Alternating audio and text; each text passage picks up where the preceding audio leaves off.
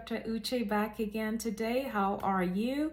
If you are here for the first time, it's great to have you first of all. I hope you hit subscribe and the notification bell so you'll know when I upload new videos if you're watching this on YouTube, but you may be watching it on Facebook or on TikTok or on Instagram, wherever else we post our videos.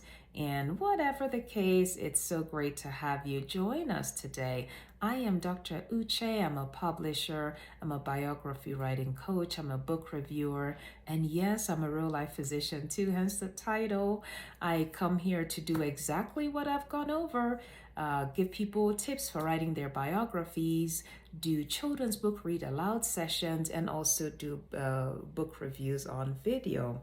Today, though, I am going over yet another tip to help you on your journey towards writing your biography. And today I want to review styles you can think about when you're writing your biography, because there's so many ways of doing it. And I like to keep things pretty simple.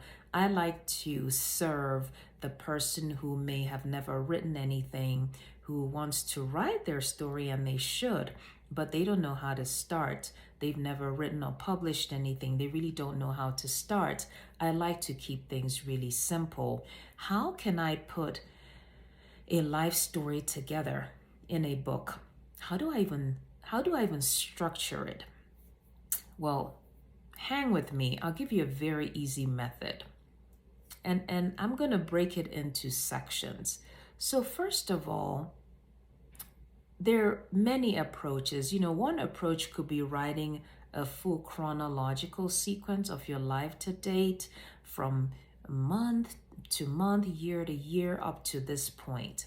Another could be zooming into a particular aspect of your life. So you could have let's say a 60-year-old writing a biography to celebrate their 60th birthday. They want to publish it on time to celebrate the 60th birthday. They could certainly write about 60 years of life, but it might be they lived with a chronic illness and they want to zoom into how they lived with that chronic illness. And so I'm using those two examples. I'm going to tell you the easy method I tell people when I'm coaching people to write their history, how they could do this. The first thing is the turning point is the first chapter. When did you make the decision to write your history? What was happening? What had happened? What had moved you? What had reminded you that, oh my gosh, I need to do this. I've always wanted to do that. This reminded me to do it. Or this made me say, no more postponing it. Was it that you read someone's life history, someone's biography? Was it that you listened to somebody speak about their life? Was it a milestone? You were getting closer to your 45th birthday celebration and you thought it's time to write my story? Was it that you were watching one of my videos? Was it that something significant happened in your life and made you realize, yeah, I need to write my history. I've always wanted to do that. So just describing the events leading up to that, around the turning point, I think makes for a great initial chapter, okay? So chapter 1, the turning point. Chapter 2, or even section 2, it could even be a section, is the foundation, which is the introduction. Tell us a little bit about your early life, the beginnings, how you were named, things around the time of your birth, world events, what you know about your parents. I think I've said this before. Each of us, our life history is a sum total of the life history of others. You read Michelle Obama's Becoming, you read Dreams from My Father, you read Long Walk to Freedom, and you see how they take time, and many others, right? I've read many dozens of biographies at this point. You see how each person takes time describing people. Could it be Will by Will Smith, describing the grandmother, describing the uncle, describing the mom, describing the dad? So these people make up our history. And here you could put it in the foundation. Who are the people who make up your history? Who raised you? Okay? So writing their history gives you the first section, the foundation.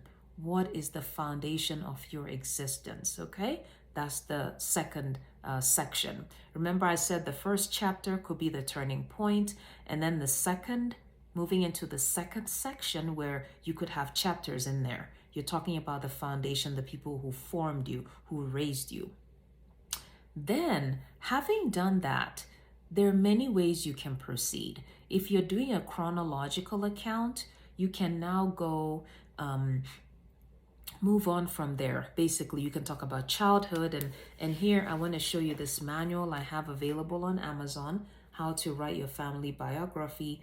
Great questions to use in gathering family history. I'll put a link below so that people can get copies on Amazon. It is helpful because it has questions that run the span of a person's life, that juggle your memory. And people tell me, well, not everything applies. And no, it's not meant to all apply because everyone's life is so unique.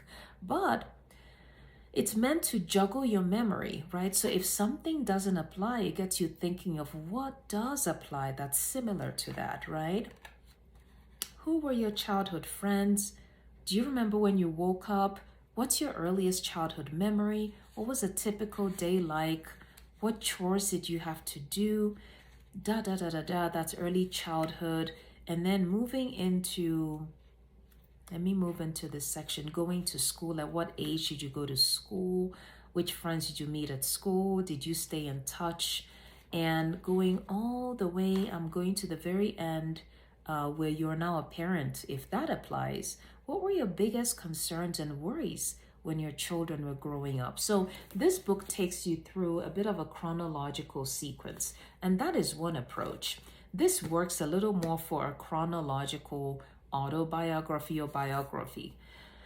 What if you're writing a memoir? A memoir usually revolves around one or a few facets of someone's life. What if you're that 60-year-old, you want to write about how you lived with a chronic illness?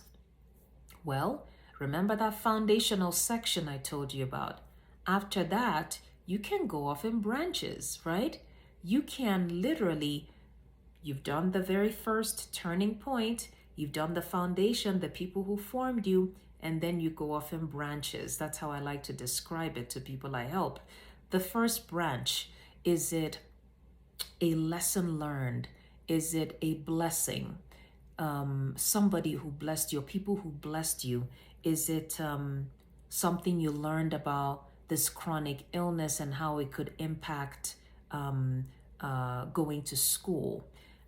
Could it be another branch, what you learned about this illness and how it could impact relationships, maybe even at the point of dating and marriage, courtship and marriage, whatever applies, whatever applied in your generation during your time?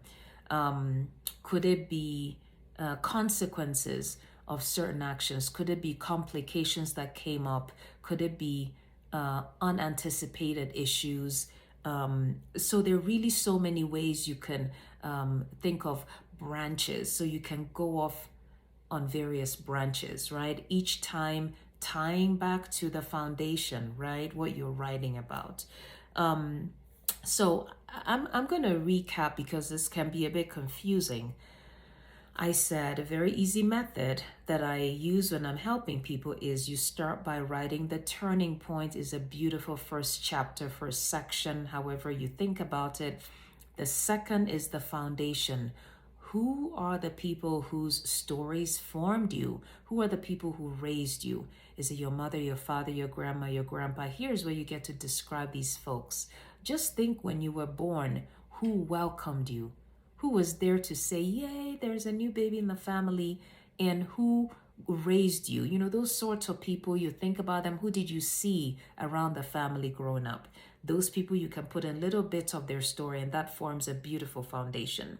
And then I mentioned at that point, you can go off using various styles depending on whether you want to write a more chronological sequence, whereby you can use a set of questions to juggle your memory, or whether you want to do more a memoir where you're zooming into one or a few facets of your life, how you lived with a chronic illness, how you worked with a parenting challenge, as examples, right? And if you're doing more A memoir, you can go off in branches.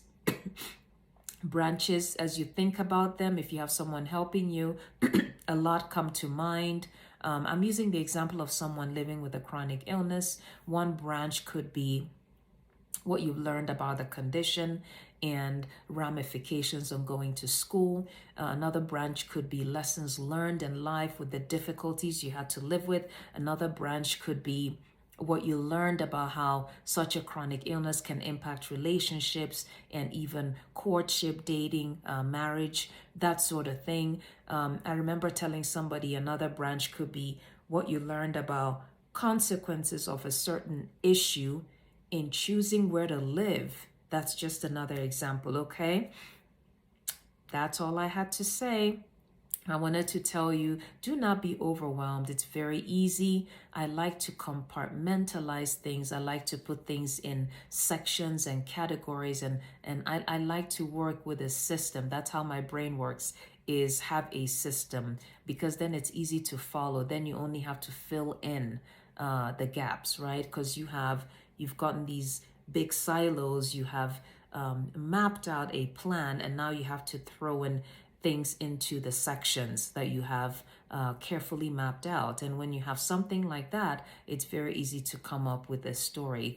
Before you know it, you have a first draft, and hey, you can polish it from today till forever. But at least you have a first draft to start working on. You can get beta readers, you can get people to help you proofread, edit, and make the story, develop the story, make it as good as it can be. Okay, Dr. Uche, that's all I have today. I hope you join me next time when I come back to share a biography writing tip, or a children's book read aloud, or a book review. Till then, you stay well. Thanks for joining and take care. Bye.